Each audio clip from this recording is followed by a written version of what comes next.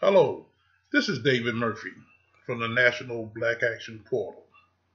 Today I am presenting to you a series of clips that's taken from the National Black Action Portal business section. And in these particular clips, it's some vital information for you business owners, you potential business owners, those of you who are aspiring to be business owners. This takes you way back in the day, as well as up to our current situation, as well as what's in the future, because we have a clip at the end of some of our youth are talking about what their aspirations are. So therefore, here we go.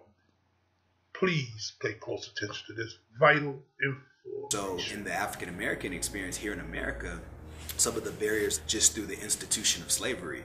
And so there were deleted access to different avenues such as law, being a doctor, being able to have a business, because the whole idea is that we weren't considered human. And so over time, as the struggles began to emerge and we began to go out of the 20 generations of slavery, we started to emerge and started to have this period of time where the communities began to come together. They were still segregated during the Jim Crow era, but we had the local physician, we had the local business, we had a place where you can go and buy goods and services. You had to go and get educated, so we had to have our own historically black colleges and universities. And so you can go and get a PhD, and all of that isn't unprecedented. Well, typically, my people, African Americans, we have always had mom and pop stores in our community, whether it was to sell ice cream or sell tools. We've always been very entrepreneurial, and that was how we made our money. And typically, we ran businesses together as husband and wives, family. The children would be there helping. And today we are just seeing a decrease in that, and there's not as many mom and pop shops around. The family was strong, marriages were strong, and it was a source of excitement and a way of life. It was a pillar in the community, and everyone worked together to be able to support each other's business as well. What happened is there are some unintended consequences when the civil rights era happened. And so you had this struggle for freedom and the struggle for equality. The African American Business District provided services to Meridian's black community that white-owned businesses would not. The E.F. Young Hotel was the area's only hotel that welcomed African Americans. Young also founded E.F. Young Jr. Manufacturing, the country's oldest ethnic hair care products company. In 1964, the second floor of the Fielder and Brooks Drugstore building housed the Council of Federated Organizations, a coalition of civil rights groups. The building was demolished in 2014. The Holbrook Benevolent Association provided medical and burial insurance. Baseball legend Jackie Robinson spoke at the association's auditorium. Some of the reasons why our businesses fail, number one is lack of support. When you look at other ethnic groups, their dollar turns over somewhere between 8 to 12 times in their own community, which means that if I get $1 today, I'm spending it with 8 to 12 other Chaldeans, Arabs, Chinese, Koreans. With Jews, it's about 13 times that dollar turns over before it goes in somebody else's hands. With ours, it's barely one time. Okay, so when the most, we spend about $1 trillion a year annually.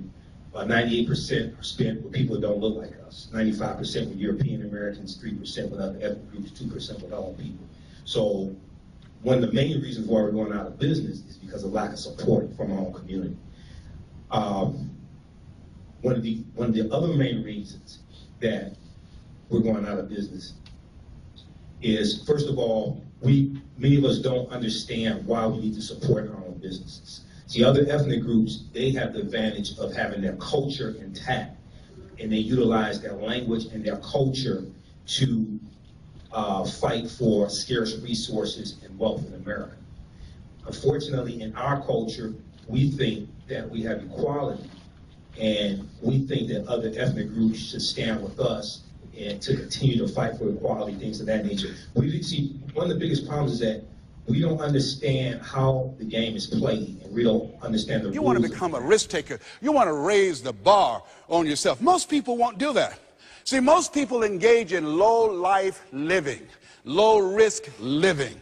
Viscott said, if you're not willing to risk, you cannot grow. And if you cannot grow, you cannot become your best. And if you cannot become your best, you can't be happy. And if you can't be happy, then what else is I'm there? Robert Trenum, and I'm joined by Harry C. Alford of the National Black Chamber of Commerce. Harry, welcome to the program. Thank you, Robert. So I don't think a lot of people out there know that black-owned businesses significantly contribute to our U.S. economy on a yearly basis. Absolutely. And one way to improve a neighborhood is to increase black-owned businesses if it's a black neighborhood, in that black neighborhood, because you mentioned the $138 billion, but African Americans have over $1 trillion in disposable income, which if we did more business with each other, that would increase. Dr. Tiana Von Johnson herself, author, producer, mindset coach, real estate guru. How are you doing? How does it feel today? I'm doing amazing. It has been an amazing day. I'm really, really proud. What inspired you to start this conference? Oh man, I think it was more important for me to start it more than anything now because I was able to take a step out of faith, but not a lot of people are able to do that. And so I wanted to create a forum where people can actually take that leap, do that, go write that book, go start that business, do the things that you aspire to do. It's nothing like getting up every day and doing the things that you love to do in life. And I want to see women do that all around America. Speaking to the other women who have been honored, they stress the importance of a team. What is the importance of having a solid foundation for people who are backing you and supporting you and helping you? I mean, no man or woman is an island, and I've learned that. You know, my friends call me Superwoman, and I'm like, listen, Superwoman realized at a certain point she needs help. And to me, that's not a weakness. It really is a strength when you realize that you have those people around. Luckily, I have the likes of my team, High Council, to help me out with the tribe and everything, No Madness. But without them, I wouldn't be able to do anything. You know, even when you're the face of your brand, you have to have a team behind you. It'll never, ever, ever happen with everything on your back. I'm here with Lucinda Cross, best-selling author of The Road to Redemption. What is one thing from your life that you feel is a good teaching message to everyone else, to younger women?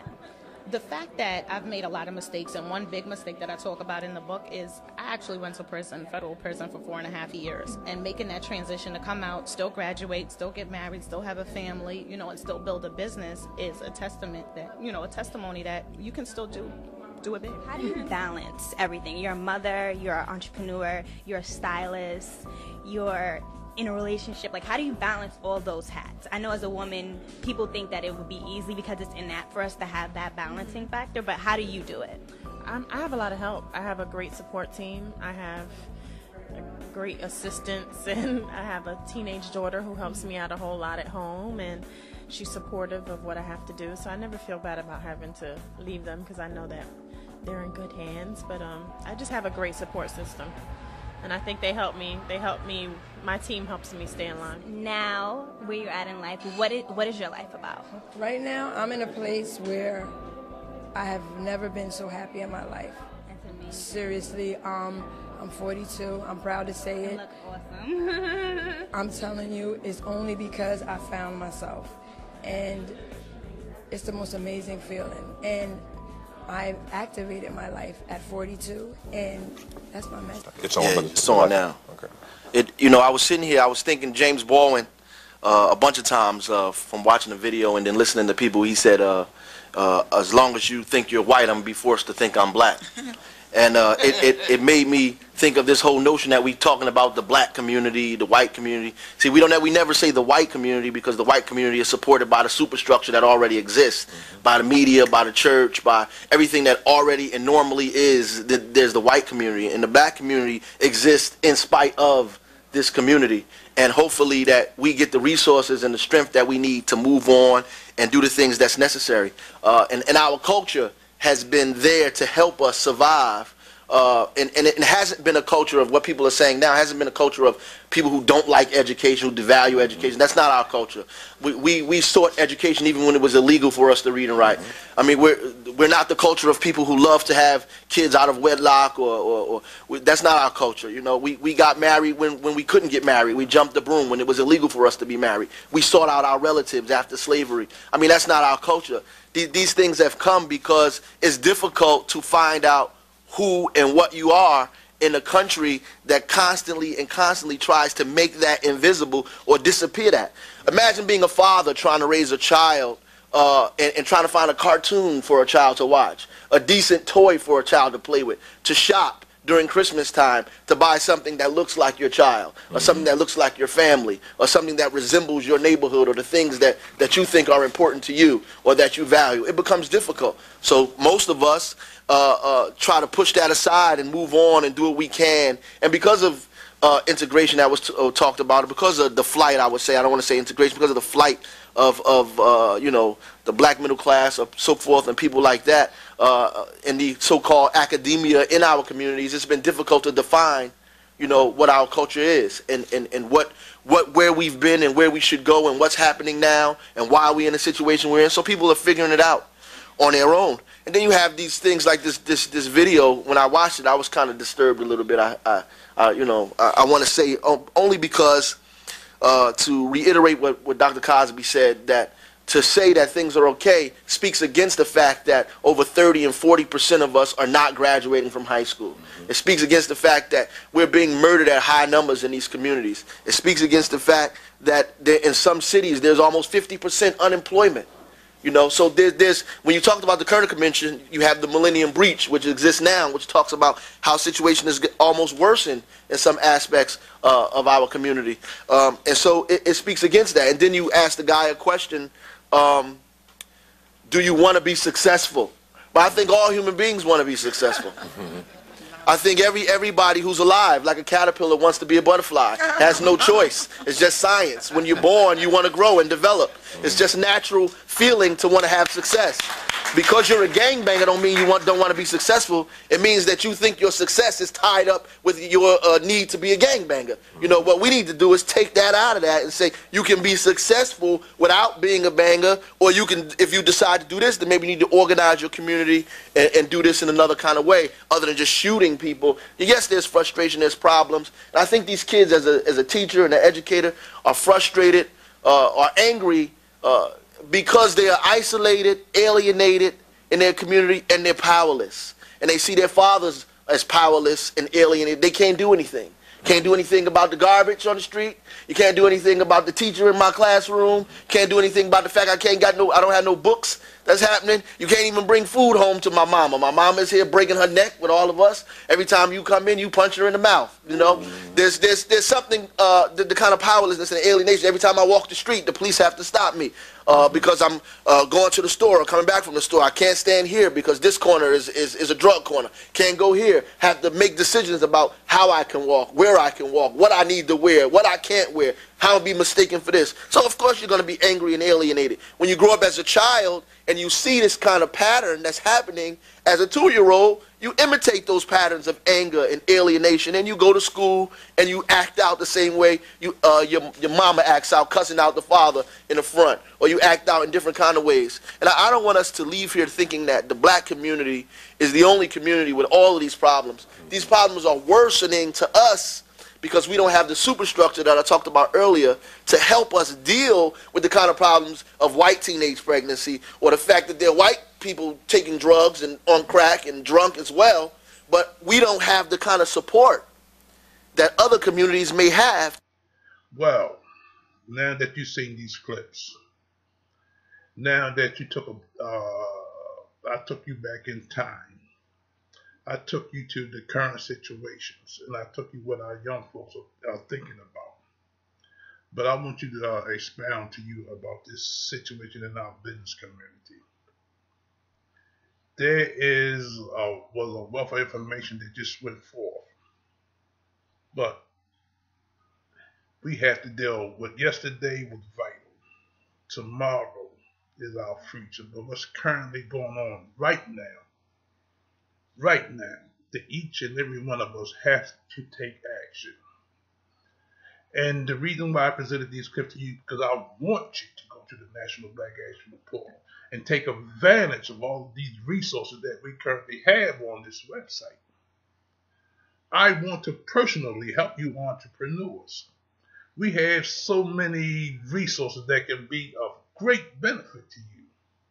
For instance, not only the website, the advertising on the websites, the sections on the website that pertain to your particular business or services, the directories that can expose your business and give you long-term advertisement, the workshops, seminars that can be tailor-made just for your business or service, the consultant. Now, let me just say this to you. And I have to keep saying this because I'm just going to repeat it until it may hit home. I have a wealth of information. I have a wealth of talent, experience, wisdom that I want to share with you. Let me pour this out on you because I want you to succeed. Because if you succeed, I succeed. And I believe in my old adage is this: help me to help you to help ourselves. Because when we do this, we can equal the playing field. We can take back what is rightfully ours. We can support our own businesses. We can support our own communities, our own colleges. We can support grant money for our young people. We can actually pay their way through college. We have enough resources. We have enough talent. But for those of you, keep doing what you're doing.